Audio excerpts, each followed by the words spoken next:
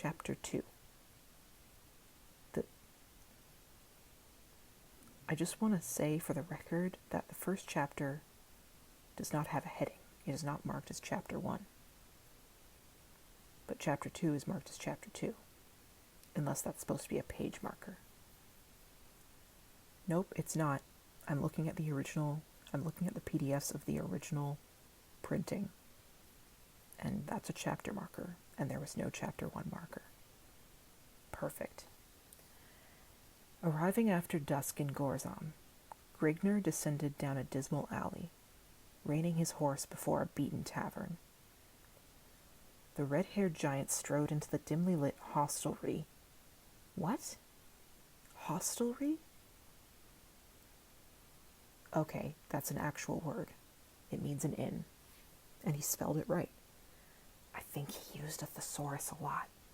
I'm getting that feeling. Also, Oxford Dictionary marks it as archaic or humorous. The red-haired giant strode into the dimly lit hostelry, reeking of foul odors and cheap wine. The air was heavy with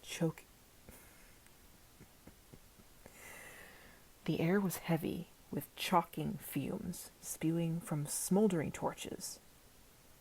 Encased within I'm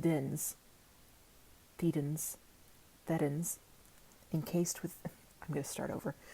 The air was heavy with choking fumes, spewing from smoldering torches, encased within Thedan's earthen-packed walls.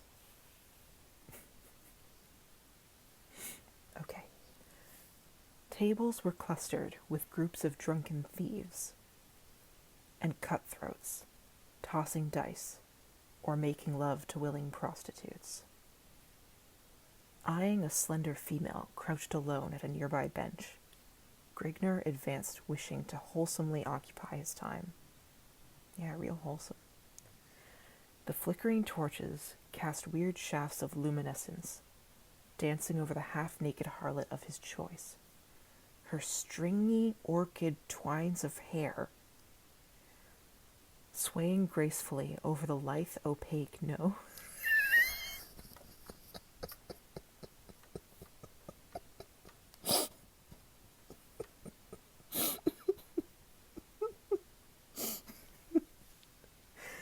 Okay, starting the sentence over.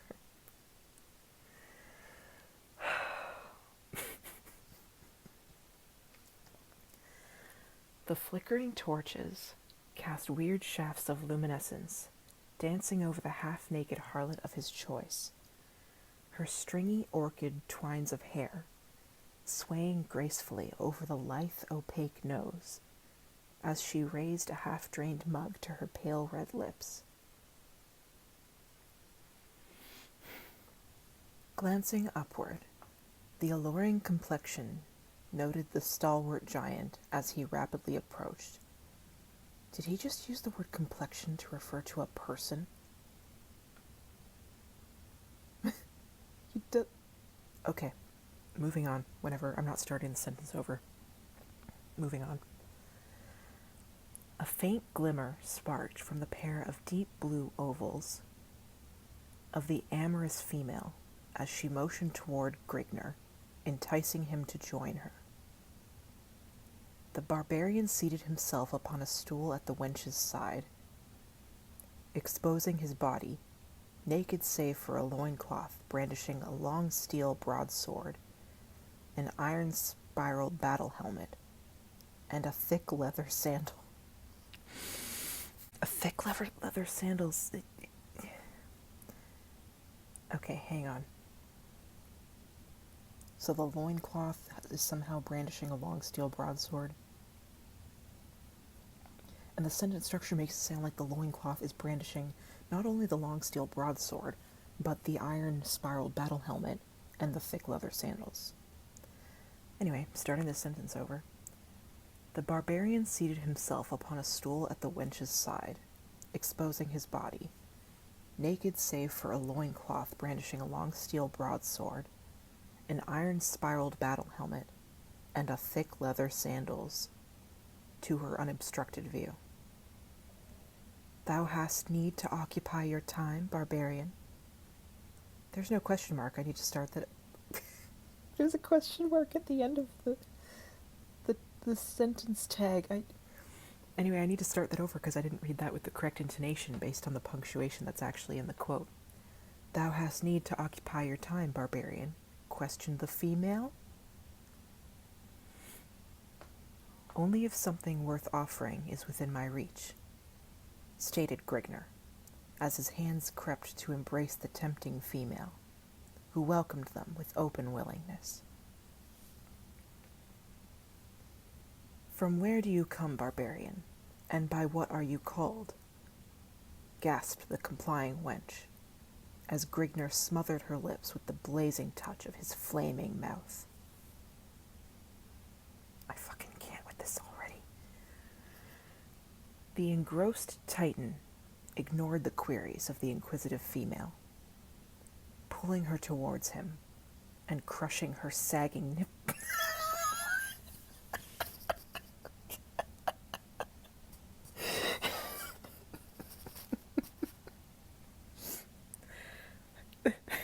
Okay, first of all, this entire sentence sounds like something out of the book How Not to Write a Novel, and it's fucking beautiful. Okay, starting the sentence over.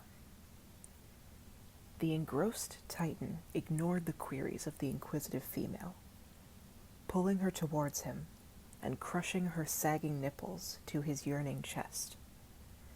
Without struggle she gave in, winding her soft arms around the harshly bronzed hide of Grigner corded shoulder blades, as his calloused hands caressed her firm, protruding busts.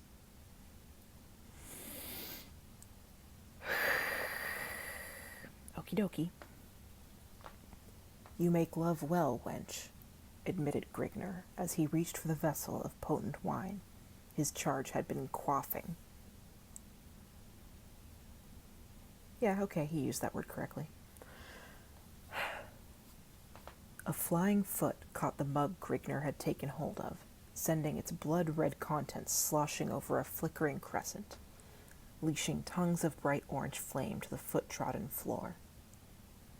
Remove yourself, sirrah, the wench belongs to me, blabbered a drunken soldier, too far consumed by the influences of his virile brew to take note of the superior size of his adversary.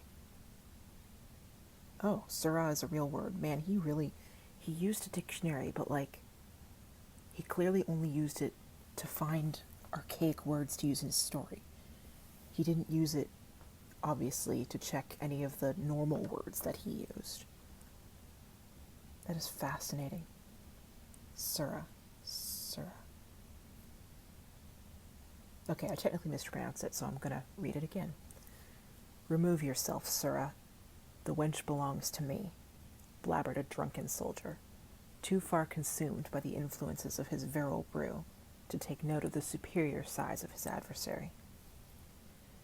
Grigner lithely bounded from the startled female, his face lit up to an ashen-red ferocity, and eyes locked in a searing feral blaze toward the swaying soldier. Okay, I gotta admit, searing feral blaze is a pretty that's a pretty good phrase there. Searing feral blaze. I gotta admit. To hell with you, braggart, bellowed the angered accordion as he hefted his finely honed broadsword. The staggering soldier clumsily reached towards the pommel of his dangling sword, but before his hands ever touched the oaken hilt, a silvered flash was slicing the heavy air. The thews of the savage's lashing right arm bulged from the glistening bronzed hide as his blade bit deeply into the soldier's neck, loping off the confused head of his senseless tormentor.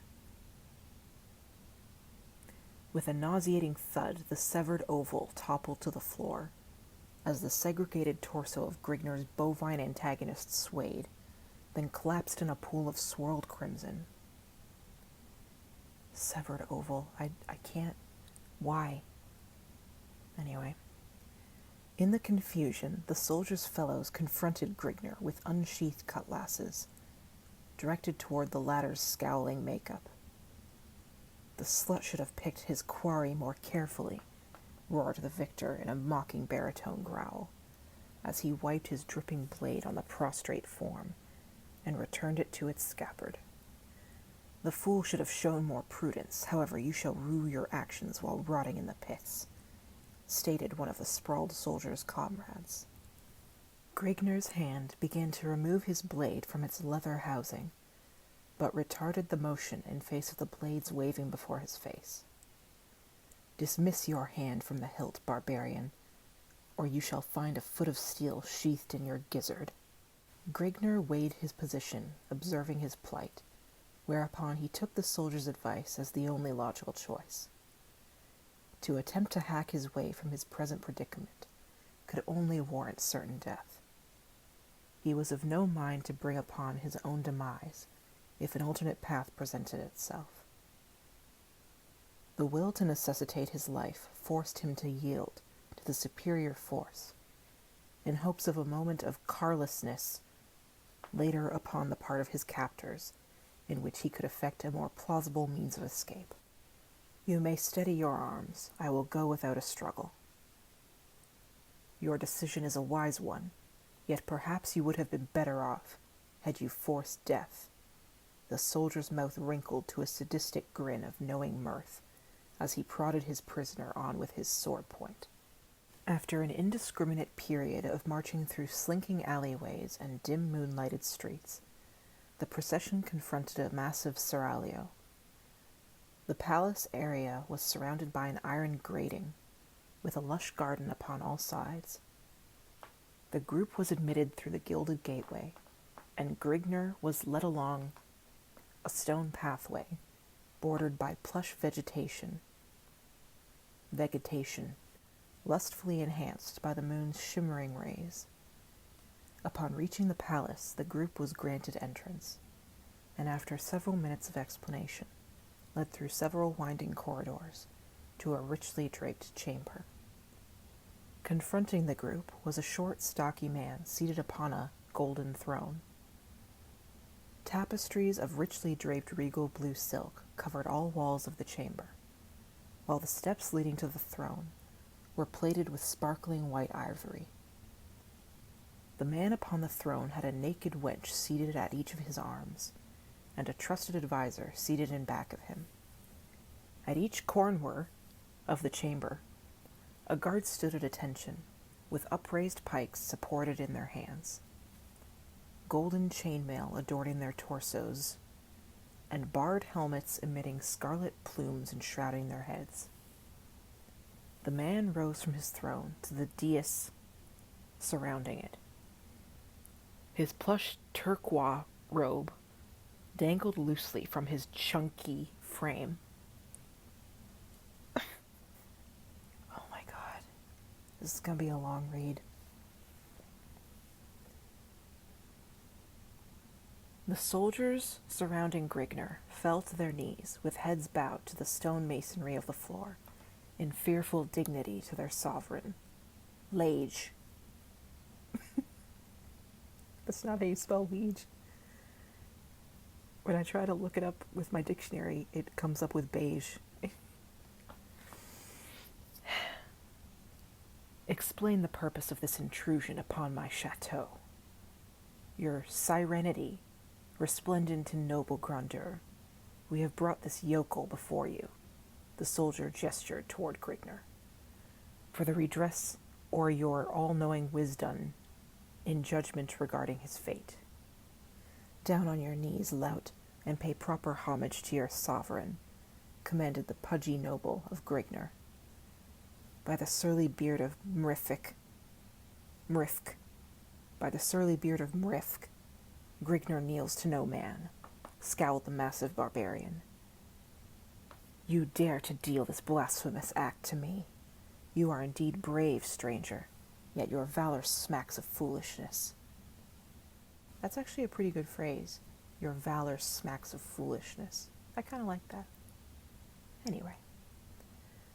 I find you to be the only fool sitting upon your pompous throne, enhancing the rolling flabs of your belly in the midst of your elaborate luxury, and the soldier standing at Grigner's side smote him heavily in the face with the flat of his sword, cutting short the harsh words and knocking his battered helmet to the masonry with an echoing clang.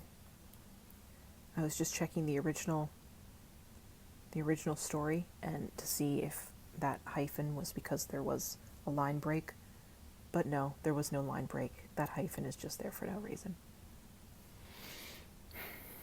The paunchy noble's sagging round face flushed suddenly pale, then pastily lit up to a lustrous cherry-red radiance. His lips trembled with malicious rage, while emitting a muffled sibilant gibberish. His sagging flabs rolled like a tub of upset jelly, then compressed as he sucked in his gut in an attempt to conceal his softness. The prince regained his statue, then spoke to the soldiers surrounding Grigner, his face conforming to an ugly expression of sadistic humor.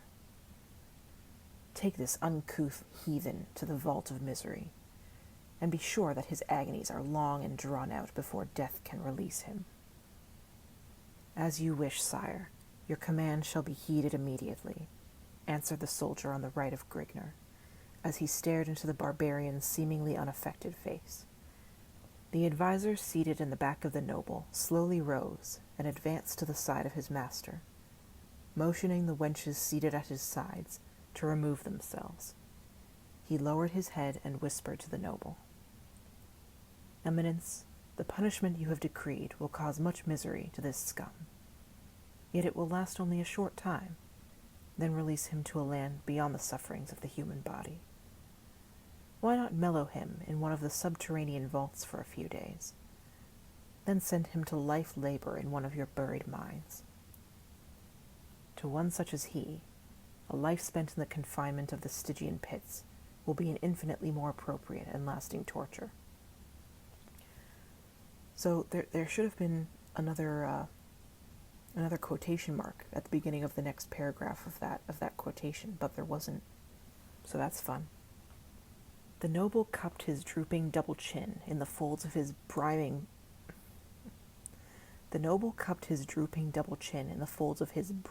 palm, meditating for a moment upon the rationality of the counselor's words.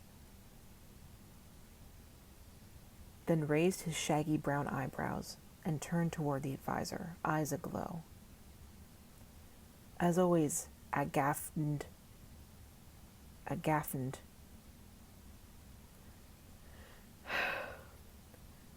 As always, agaffned, you speak with great wisdom. Your words ring of great knowledge concerning the nature of one such as he, saith the king. Nope, I read that wrong. As always, agaffned, you speak with great wisdom. Your words ring of great knowledge concerning the nature of one such as he, saith the king. The noble turned toward the prisoner with a noticeable shimmer. The noble turned toward the prisoner with a noticeable shimmer, reflecting in his frog-like eyes, and his lips contorting to a greasy grin. I have decided to void my previous decree. The prisoner shall be removed to one of the palace's underground vaults. There he shall stay until I have decided that he has sufficiently simmered, whereupon he is to be allowed to spend the remainder of his days at labor in one of my mines. Upon hearing this, Grigner realized that his fate would be far less merciful than death to one such as he, who is used to roaming the countryside at will.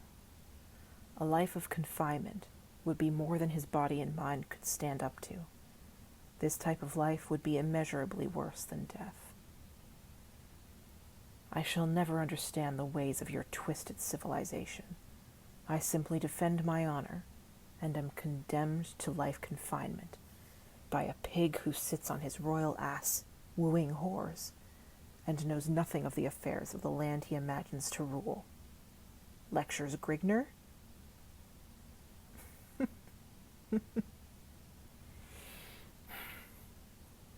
Enough of this. Away with the slut before I loose my control. Seeing the peril of his position, Grigner searched for an opening. Crushing prudence to the sward, he plowed into the soldier at his left arm, taking hold of his sword, and bounding to the dais, supporting the prince before the startled guards could regain their composure. Agafnd leaped Grigner and his sire, but found a sword blade permeating the length of his ribs before he could loose his weapon.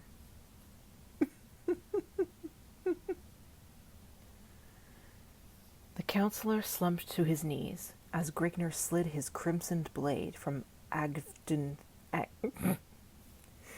You left out the A. The second A. Agfnd? Okay. The counselor slumped to his knees as Grigner slid his crimsoned blade from Agfnd's rib cage. The fat prince stood undulating in insurmountable fear before the edge of the fiery-maned comet, his flabs of jellied blubber pulsating to and fro in ripples of flowing terror. That is a sentence and a half. "Where is your wisdom and power now, your majesty?" growled Grigner. Majesty.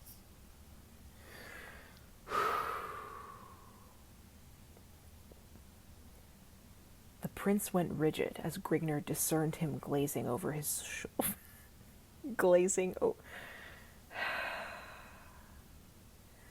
The prince went rigid as Grigner discerned him glazing over his shoulder. He swillived to note the cause of the noble's attention, raised his sword over his head, and prepared to leash a vicious downward cleft, but fell short as the haft of a steel-rimed pike clashed against his unguarded skull. Then blackness and solitude. Silence enshrouding and ever peaceful reigned supreme. "Before me, sirrah, before me as always." Ha ha ha ha, nobly cackled